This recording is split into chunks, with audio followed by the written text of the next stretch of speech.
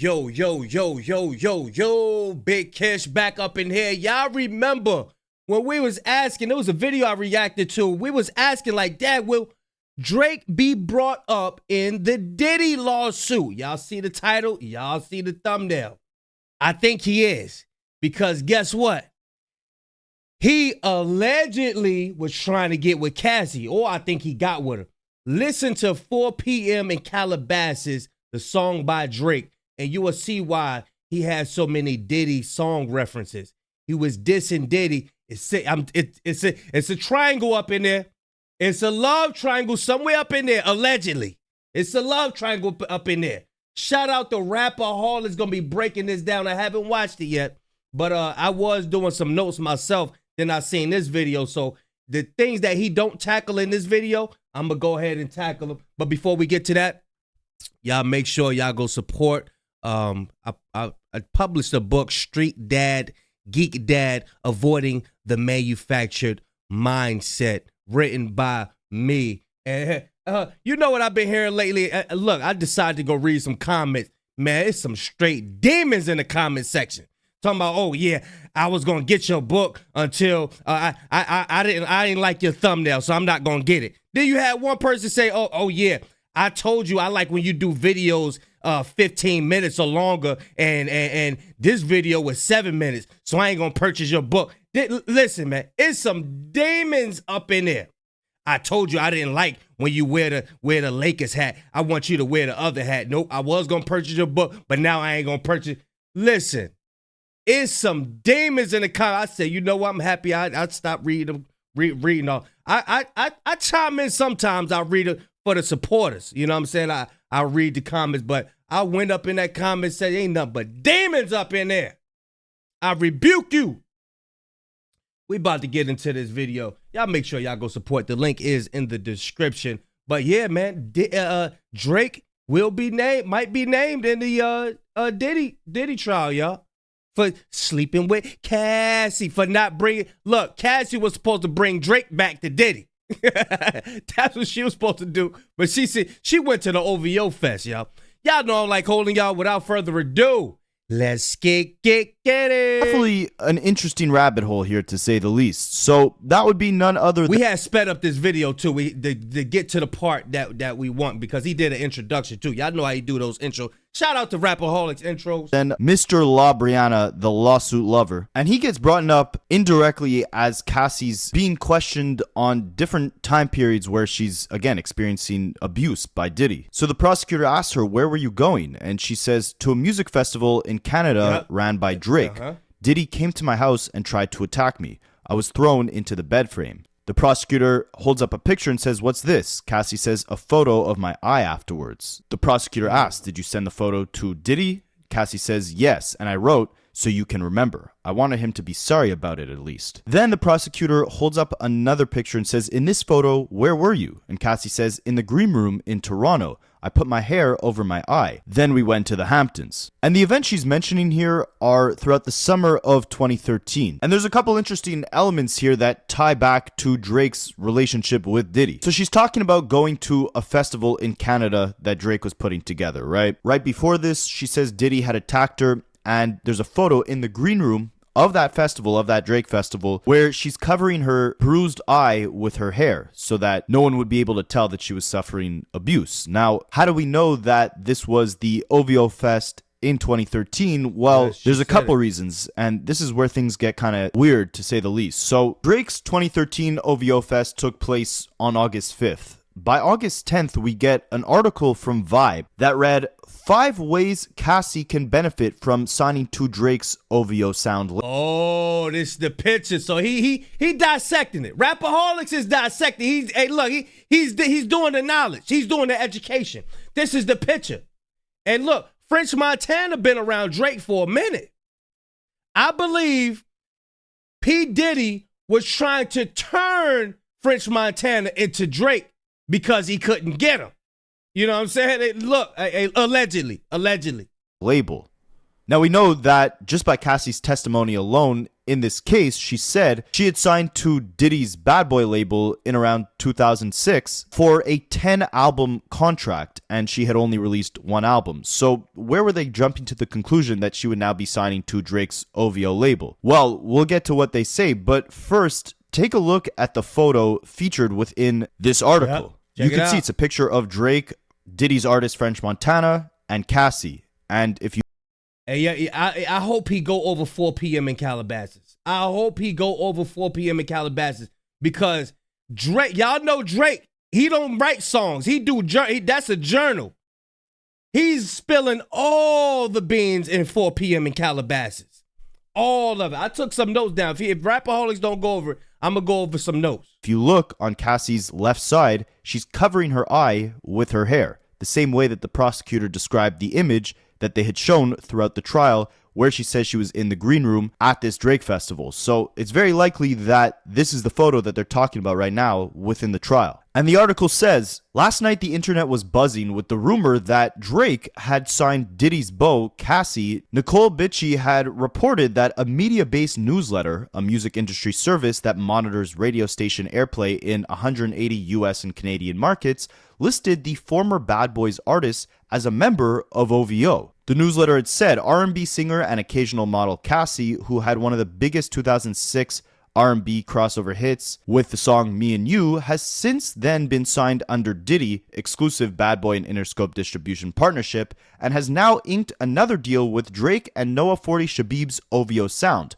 their first big signing. Cassie is now preparing for a new single later this year, followed by her sophomore album next spring. So this is an official newsletter from the company Mediabase that, again, reports radio activity, right? So different labels and different artists sending their songs to radio. Mediabase basically covers which songs are now being sent to radio, which artists are signed to what label, and how those songs are performing on radio. They had announced that Cassie was now signed to Drake's OVO Sound, and she was preparing to release her next single later that year in 2013. And Mediabase is not some gossip column, right? Like, this is an official company that reports on legitimate things within the industry. For them to I think they thought they had a story and just jumped out there for ratings and views and all of that stuff.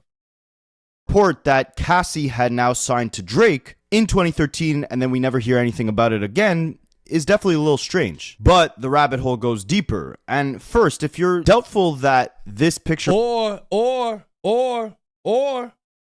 she was going to sign the OVO and Diddy put an end to all of that. This is why you had the fight with Diddy slapping people and I think he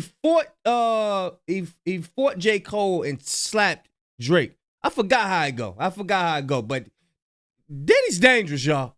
He's dangerous. Was taken at that same festival that Cassie's talking about in her testimony right now. Then let's do a little outfit check and you'll see how everything aligns. So again, in Cassie's testimony today, prosecutor asked her, where were you going? She says, to a music festival in Canada ran by Drake. At the same time she's planning on going to this festival, she says Diddy had come to her house and tried to attack her. And she was thrown onto the bed frame. That's where she gets the bruised eye, where she sends a picture of it. Why the hell he always licking his lips? What's wrong with this guy, man? Ain't that much lipping in the world. To attack her. And she was thrown onto the bed frame. That's where she gets the bruised eye, where she sends a picture of it to Diddy to say, look what you did, in attempts to make him feel sorry for it. Then the prosecutor shows her a photo of her in the green room where she's covering her eye. Now, you see this picture where Cassie's with Drake and French Montana and her eye is covered up, and they're all seemingly in the green room behind the OVO Fest. How do we know this was the same festival? Well, you could see here that this is a picture of French Montana performing at the festival, and he's wearing the exact same t-shirt on stage as he was wearing in this picture with Cassie and Drake. Drake also brought Diddy out as a guest during that same festival.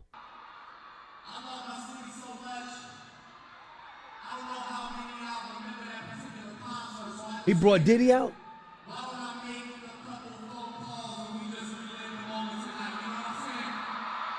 Oh, no, he ain't bring Diddy out. Diddy found out where she was at. That's what happened. I'm telling you, watch. I guarantee you. Allegedly, I'm just guessing. I'm guessing.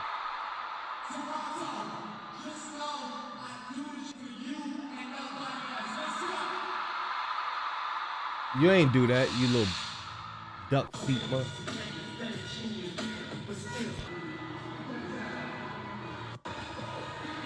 And aside from that, And look, Diddy got on stage and said, check this out. This ninja thought he was slick. He thought he was going to have my girl out here. Unless he sent her out there to bring back Drake. I don't know, man. The dude is so weird. I don't know where to go. I don't know where to thought. I don't know how to think the thoughts. I don't know. you could see that the same t-shirt Drake is wearing in the photo with Cassie, he's also wearing on stage at the OVO Fest. Plus, he was also smart enough to drop a bunch of behind-the-scenes footage of this festival on his Plot Twist account. So you can see here the same hotel room, the same window curtain in this behind-the-scenes footage, and Drake is wearing the exact same shirt jacket thing in this video as well that he was wearing when he took that picture with Cassie, right? So it's pretty fair to say this was the OVO Fest that Cassie was discussing throughout the testimony. But why is this important? Well, like Cassie said during her testimony, right? She was on her way to this Drake festival when Diddy had abused her, left her with a bruised eye. The festival happens, Drake takes a picture with her, brings Diddy out on stage, and 5 days later, it's announced by Mediabase that Cassie is now signing to OVO. But we never hear this again. Aside from that article, that's the only time in history that it's mentioned that Cassie was signed to OVO. And it seems like things were cool between Drake and Diddy for a little bit of time. A couple months after the OVO Fest in February of 2014, we see Drake and Diddy on stage at a club performing, and Drake actually steals the microphone out of Diddy's hand.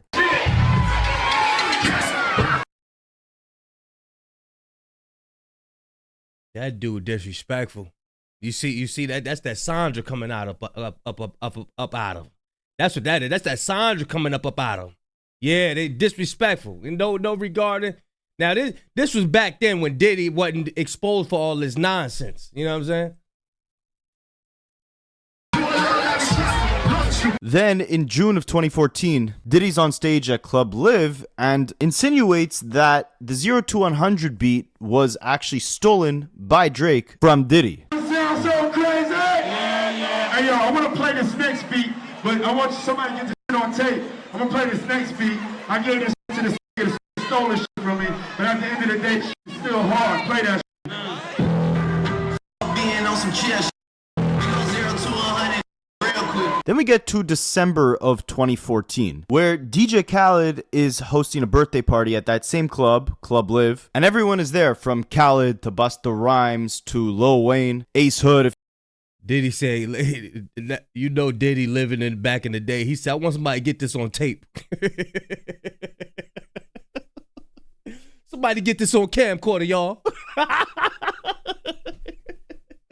Come on, y'all. Somebody put your tape in your camcorder. If you guys remember him, and none other than Diddy with his then girlfriend Cassie and Drake. Now, shortly after, a bunch of industry insiders would come out to say that this altercation was over the 0 to 100 beat, right? You had Rick Ross's DJ, Sam Sneak, confirm that this was not over Cassie, but instead over the beat that Diddy felt like Drake stole from him. But when you read the reports when this altercation first happened in December of 2014, it tells a bit of a different story. So here's an article from the Miami News Times on December 8th, 2014. It reads, Diddy punches Drake at Live Miami. The world's most sensitive rapper got cold-cocked by the mogul with the... Okay, so Diddy punched Drake, and I think he fought allegedly with J. Cole, allegedly. That's what I heard. Softest name in the game. No bottles thrown, just a punch.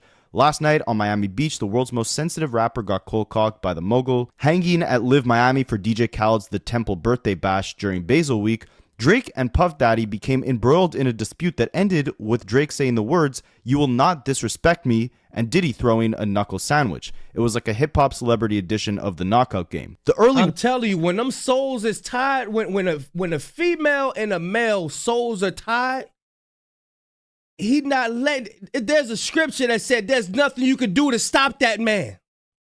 It ain't nothing you could do to stop that man. If a man that's outraged, you messing with what Juvenile said, a ninja will bust your head if you bang his hole. Hey, look, I'm telling you, it's something. It's something. Hey, look, it's something strong between when the man and the female together and they locked in.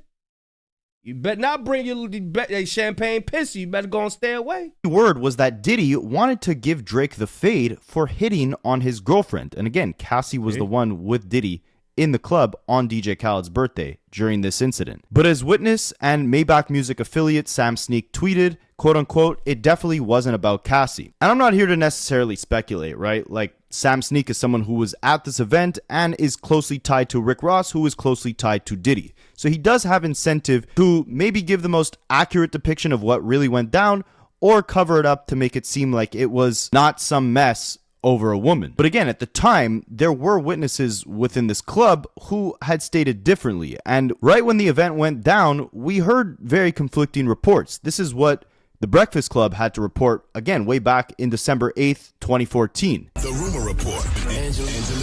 It's The Rumor Report. The Breakfast Club. Well, we're getting a lot of eyewitness accounts about what happened with Diddy versus Drake at Club Live. Okay. Now, according to Media Takeout, the fight was over Cassie. Drake was drunk and all in Cassie's face and wouldn't back down. Oh, you feeling yourself? You think you're going to be out here just smacking everybody's chick, huh, Aubrey? But other people are saying it wasn't about that at all, but it did happen. There was an altercation. Now, we followed DJ Sam Sneak on Twitter. He said it definitely wasn't about Cassie. Drake is at the hospital. He dislocated his shoulder.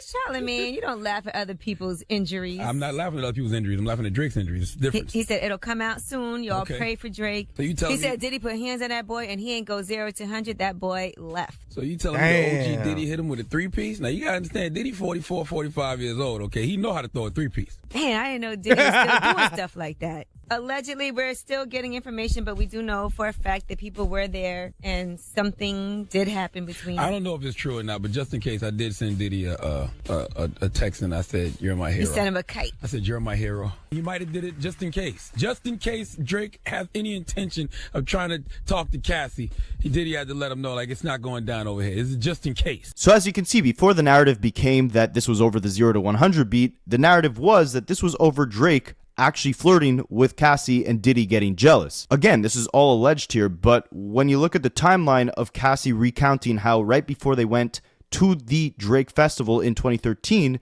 Diddy had abused her. Right after the festival, you hear that she signed to Drake's OVO label, and then you never hear anything of that again. But things get even weirder. So first, you had 50 Cent speak on this issue, and you had Diddy himself both go on The Breakfast Club to address whether or not there was actually a fight between Drake and Diddy at that club.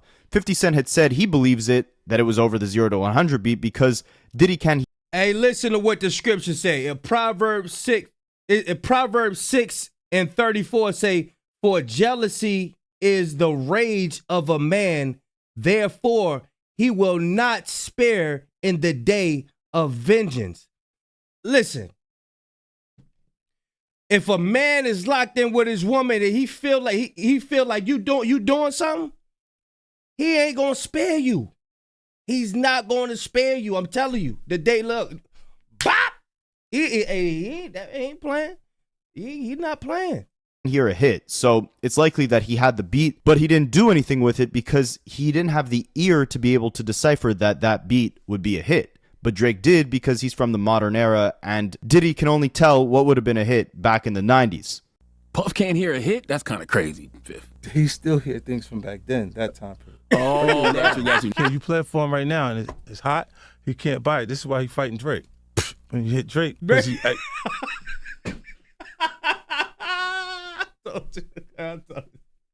Hey, yo.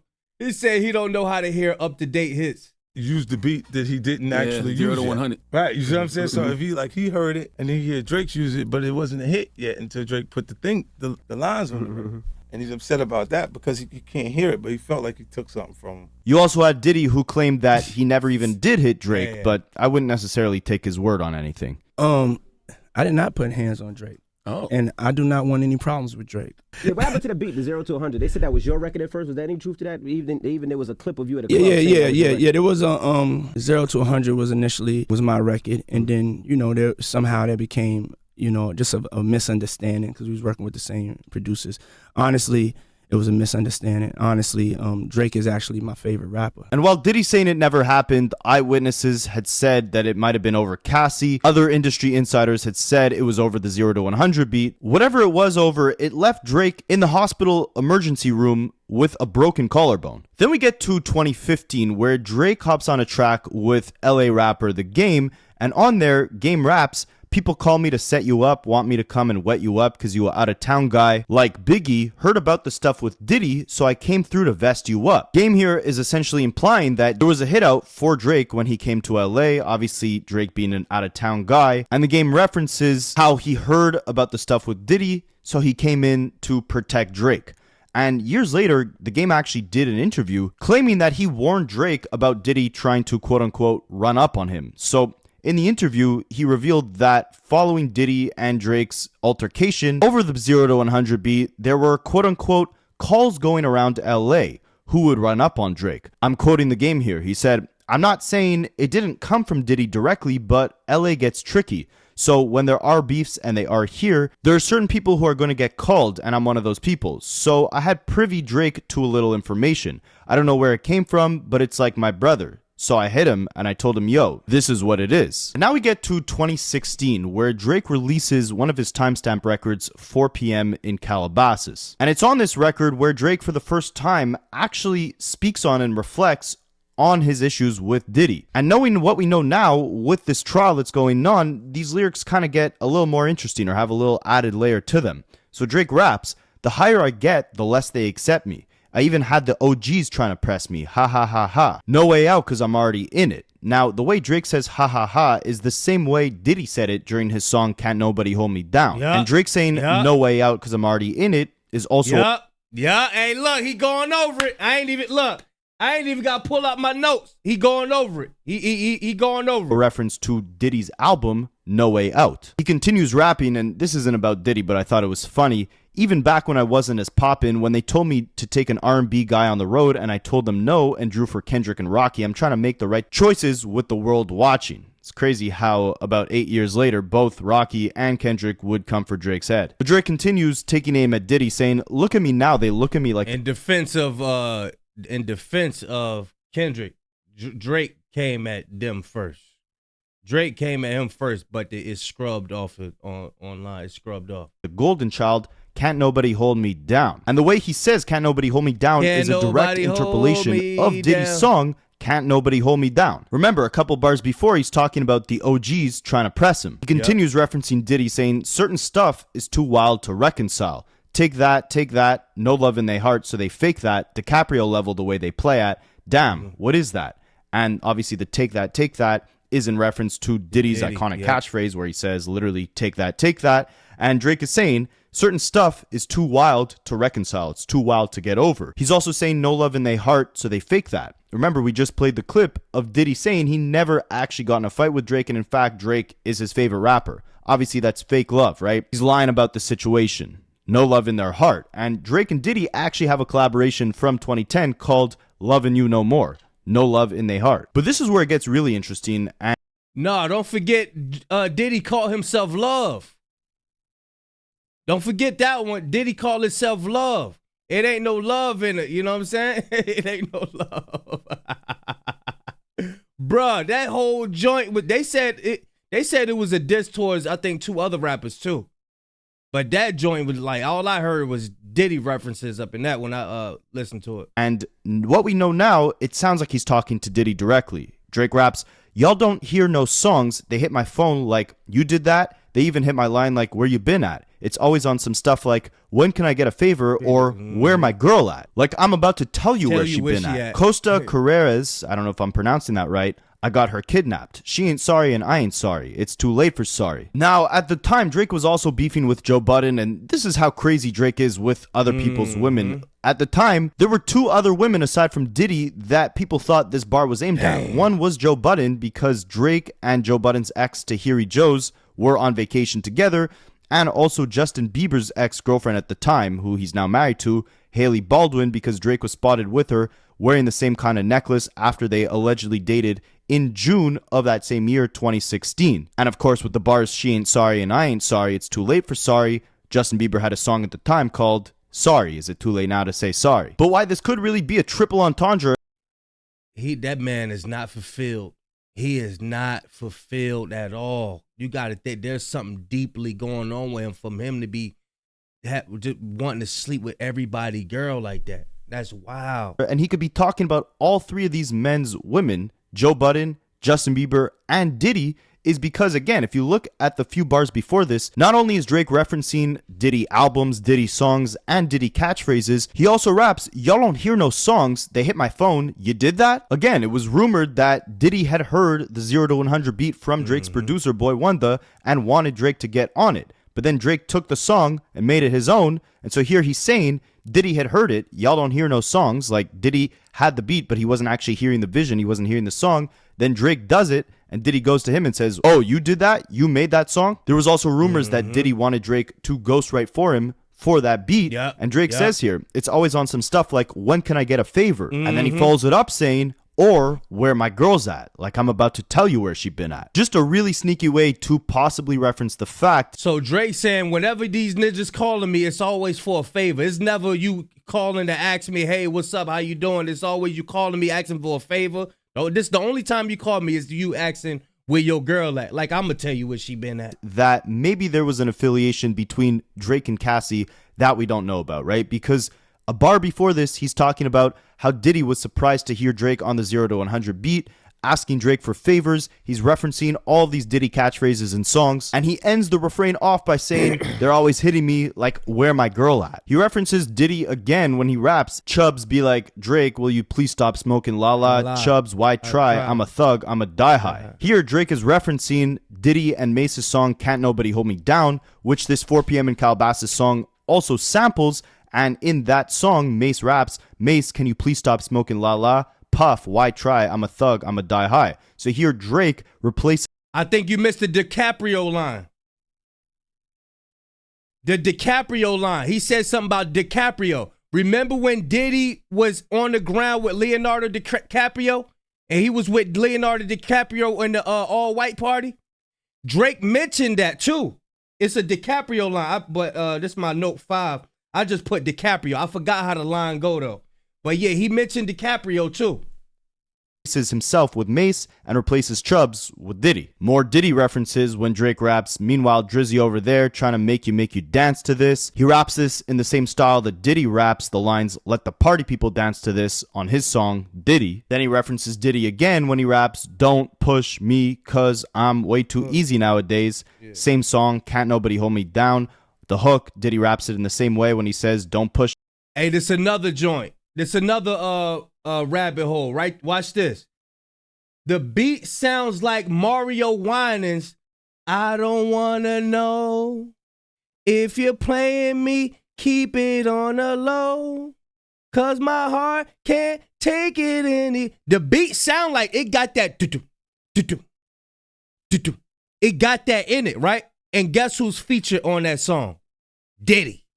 That's another joint that I have written down. I don't think he gonna go because we damned at the end of the video. Push us because we're too close to the edge. And he caps the song off rapping, these guys move so greasy nowadays. I tell you my life and y'all don't believe me when I say it. Save my stories for down the line. I'm too ahead of the curve every time. Just total the hits and you'll see what you find. You SWV because you weak and I'm always on your mind. Now, Total and SWV were two 90s female R&B groups, and they were both rivaling each other, and Total was actually signed to Diddy's record label, Bad Boy Records. And then Drake gives us a little outro on that track, where again he makes a callback to Diddy's song Can't Nobody Hold Me Down, when he says, yeah, and we can't stop, make you dance to this, I'ma make you one dance to this, ah ha ha ha ha ha, bad breed, bad boy, yeah, that's right. So, interesting, right? A lot of references to Diddy on this record, The most interesting one being when he references the fact that Diddy has been showing him fake love, is surprised by the fact that Drake took the song and actually made it a real song,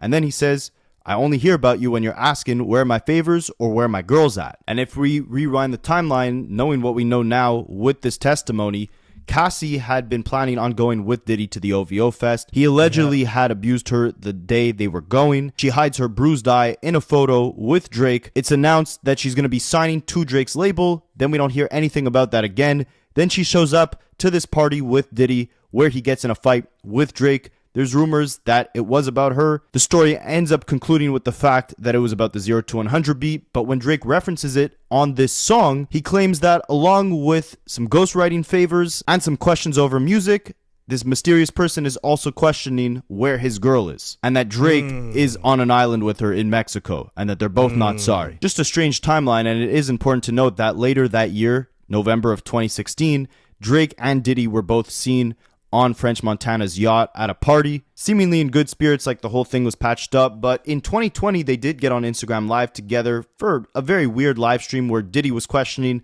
whether or not they still had beef. So I guess it was all up in the air. And again, this is, 2 years after, according to Cassie's testimony, that Diddy and her. See, that's the stuff that Dot don't understand. That's why he said, I got more healing to do. Okay, look, it's either we gonna be friends or we not. We ain't about to be doing this back and forth, or we beefing 1 minute, then we friends the next minute. Dot don't understand that dynamic right there. Had broken up. They broke up for the last time in 2018. I have to ask, how's the music coming? Because whenever you start like all of a sudden just dropping something and then you dancing and you're going through the house is crazy. Thank you for the painting on the wall and everything. I saw you point at me. You know what I'm saying? I ain't know if we still had beef or anything like that. I was like, no, man, it's crazy. He's showing, I said he's showing out. He got fireworks in the backyard.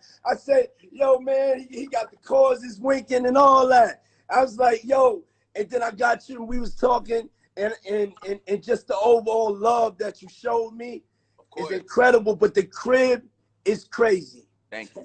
The crib is crazy. It's yours. It's yours anytime. You let me know when you're on this. Okay. Drake's house is Diddy's anytime he wants. Nah, that sound like he got socked in the face. That sound like he got socked in the face. Wants it? I don't know what he means by that. And it gets even weirder when Drake says this. Same thing, following your footsteps. Every night we're out here pounding the pavement, doing what we can do, and we all take care of each other. So it's like you passing the traditions and the hustle on to us. We appreciate it, man. For real. Yeah, no doubt. Love. Obviously, like you want to talk about studying, talking about. Love you, bro. So yeah, he learned how to pound the pavement from Diddy himself. I don't know about all this, man, but maybe you can add. Hey, look, rapper hoes, I don't know about all this pounding pavement shit they talking about, man.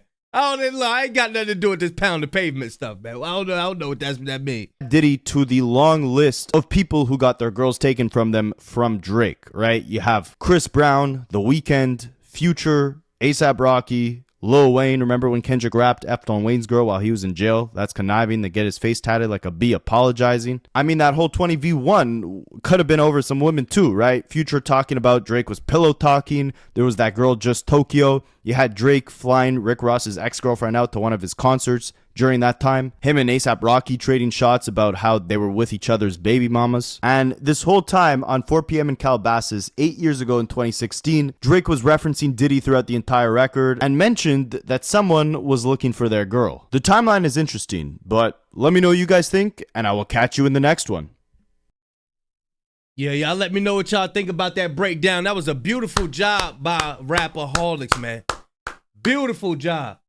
Beautiful. He know how to come up with that joint quick. I was working on this joint. I was like, yo, I'm taking notes. I'm up there listening to 4 p.m. account. I don't listening to no Drake records like that.